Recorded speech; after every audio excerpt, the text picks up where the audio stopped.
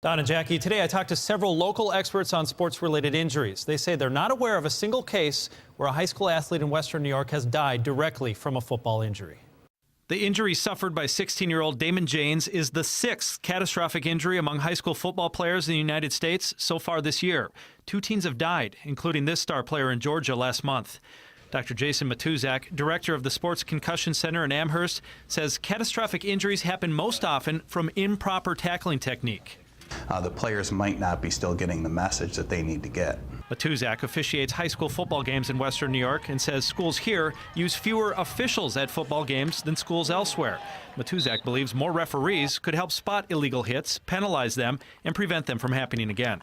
But when prevention doesn't work, we do need to penalize. Serious sports injuries receive a lot of attention, but the research shows they don't lead to death nearly as often as they used to. You know, in the old days, a kid went down on the field and they dragged him off to get the game started again. But now they don't move him until they're sure, you know, that it's safe to move him.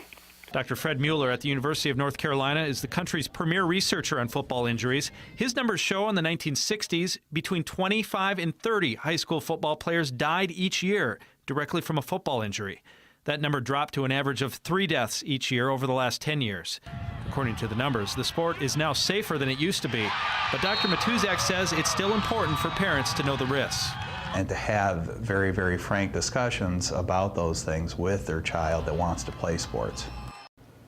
And a bit of encouraging news I received from the UB Concussion Management Clinic. 90% of teens here who receive a concussion are cured within 7 to 10 days with no long-term effects. Another 8% are better within 6 weeks, which leaves just 2% who continue to suffer lasting effects from a concussion. You know, Lou, these helmet-to-helmet hits, they happen so often. In fact, we saw a couple in the NFL yesterday. But how does it lead to death? Well, it's very rare, but the way that Dr. Matuzak explained it to me, a catastrophic brain injury can happen in football if the brain forcibly rotates during a hit. It's much more serious than a concussion, but again, it is much more rare. Yeah, terrible.